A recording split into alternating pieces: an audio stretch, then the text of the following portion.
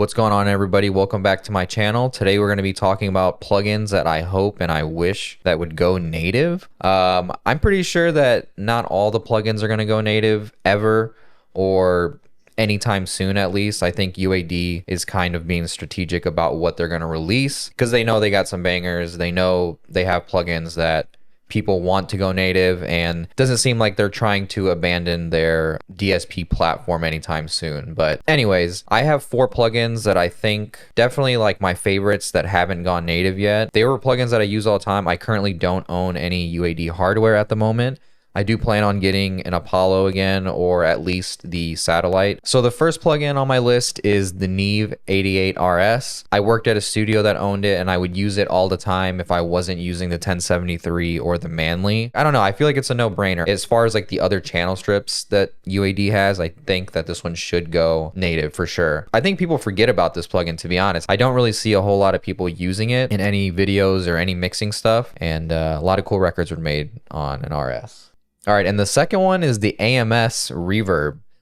I don't know why they haven't made this native. I feel like, I do know why, because I know that they know that this is the one plugin that would for sure be a hit. I think this is the one plugin that I would say a lot of people are waiting on to go native. Who knows? It might go native next week or something. I don't know. But I definitely think this is a no-brainer. I think this would sell like crazy. People would definitely buy into it. I mean, it's just a classic reverb. There's not a whole lot of official AMS reverbs. Definitely a classic that should go native. I think people would buy the shit out of this plugin. My next one, I think this one is another sleeper. This was actually the first UAD plugin that I ever bought. The big thing I think is it definitely needs like a facelift on the UI. I feel like it hasn't had any UI update in forever. And I remember one time I added them on Threads or something, and I said like, oh, I wish this plugin would, because they said like, what plugin do you want to see go native next or something like that. And I was like, the UAD Cambridge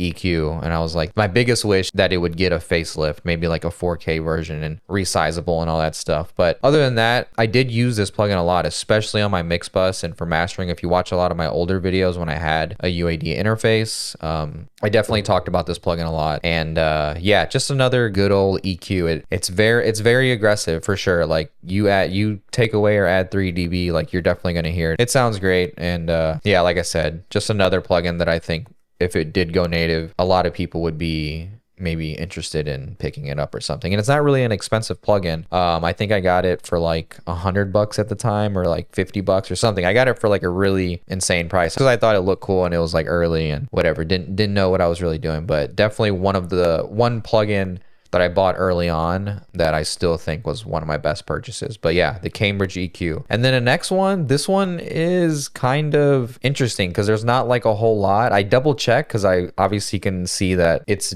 developed with Softtube, and I was like, wait, does Softtube have a native version? Because, you know, obviously they don't have a DSP platform besides some stuff for Avid. So I double checked their website, and I thought it was interesting that they don't have it on their website. Maybe there's some sort of deal they have with UAD, but the Cyclosonic Panner is how you say it. But this one I kind of was always interested in, and I bought it like right before I sold my Apollo. And this is one of those plugins where I was like having fun with it, and now I'm just like, damn, I wish I had it. It's just like a unique panner. At the time, it was like their best iteration of what a 360 panner would sound like. Obviously, stereo, back and forth, front and back, or whatever. If you haven't checked it out, I would check it out. It's a really cool plugin. If it goes on sale, I would definitely say pick it up.